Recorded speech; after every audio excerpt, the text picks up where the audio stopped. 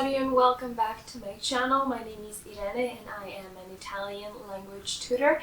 I am so happy to have you here, and today we're going to be diving into some Italian grammar, talking about the possessive adjectives and pronouns. Let's get into it. Before I start, it would be really nice of you if you could let me know that you appreciate these videos by leaving a like and commenting down below. If you have any questions, any grammatical questions, any vocabulary questions, just let me know down there and I will make sure to address each and every one of your comments. But that being said, let's get into the good stuff. So, the possessives. The first question is, Irene, you said the possessive pronouns and the possessive adjectives.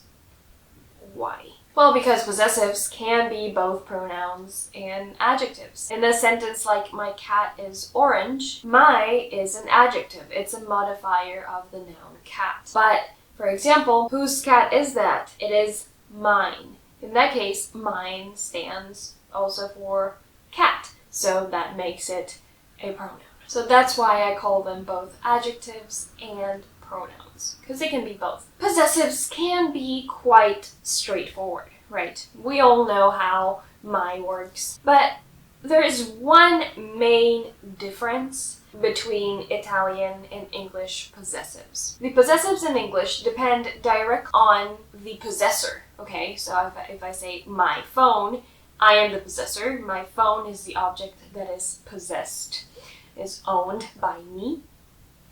And my only depends on me. But in Italian, the possessives depend on both the possessor and the object that is possessed, okay? So for example, if I say my book, my is mio, but book is il libro, the book, il libro, which is a masculine noun. So even though I am a feminine subject, the book, the object, is a masculine noun.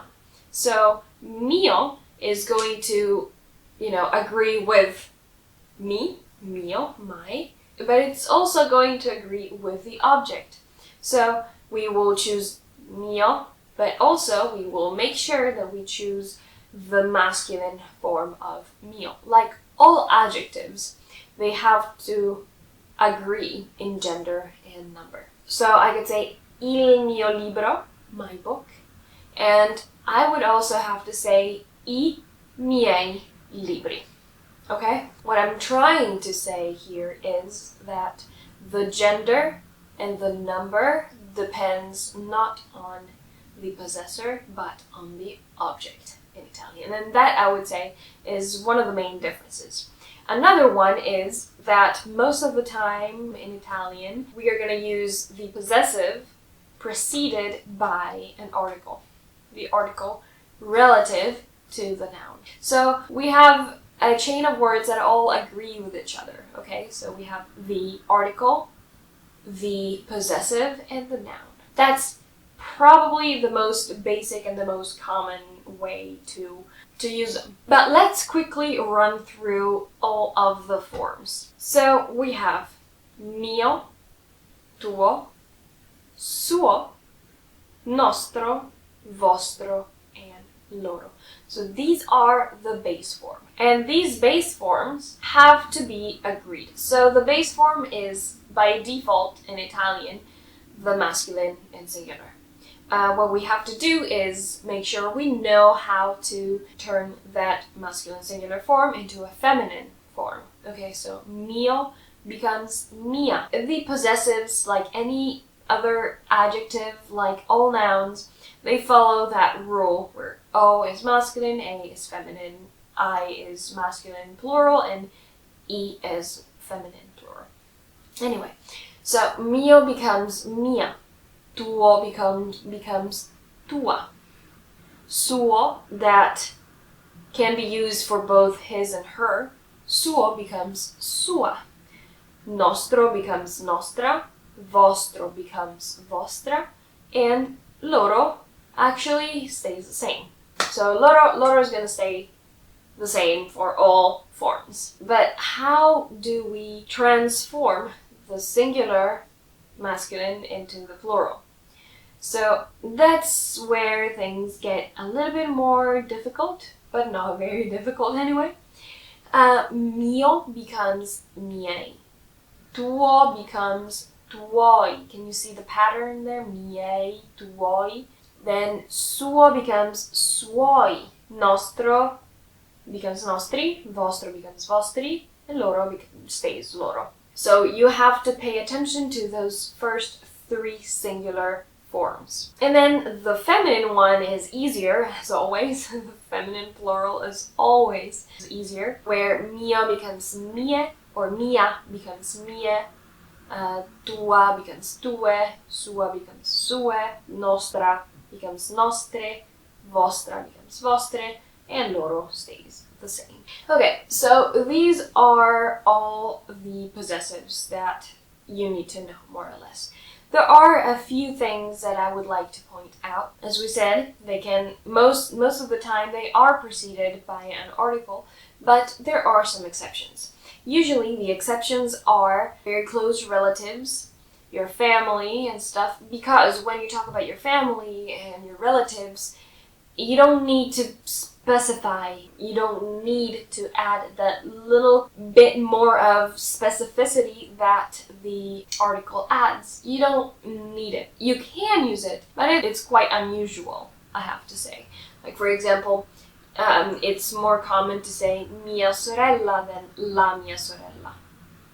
We perceive it as a little odd if we use the article in front of mother or uncle, or we more or less know what we're talking about. And also, although most of the adjectives in Italian are going to be placed after, most of the time, actually, I have to say, a little parenthesis about adjectives in Italian. Adjectives can be placed both before and after a noun. Most of the time, though, they're placed after, okay? But what happens is, with the possessives, most of the time they are actually before. They come before the noun. So you could say la mia casa, my house. Or you could say vado a casa mia, I go to my place, a casa mia. That's also possible. It really depends on what you want to say. Let's say the more unstressed, more standard version of this is la mia casa. Okay, so that's the form that you're probably gonna find the most. Also, even though in English there is a difference between my and mine, for example, in Italian that difference does not exist. Alright, one very last thing that I would like to say is this. When you, in English, say, this is my own, okay, you have the possessive own. In Italian you can use proprio. Ho fatto questo con le mie proprie mani. I made this with my own hands. Of course, proprio, as always, has to agree with the following noun, okay, in gender and number. I think that is pretty much it. I think that's all we need to know about the possessives. They're fairly easy and hopefully fairly quick to explain clearly. If you have any questions, please let me know by leaving them in the comments down below, and I will answer to each and every one of them. Thank you for spending some time with me. I am very grateful that you found some time in your day to watch this video. I really hope that it was useful, that you learned something, that you revised something you were not so sure of. And if you have any questions, please let me know down below. If you have any ideas for new videos, if you have any ways that you think I could make these videos better, I am more than happy to hear that. And yeah, leave a like, subscribe if you're new here, and thank you for sticking around. I will see you in my next one. Bye guys.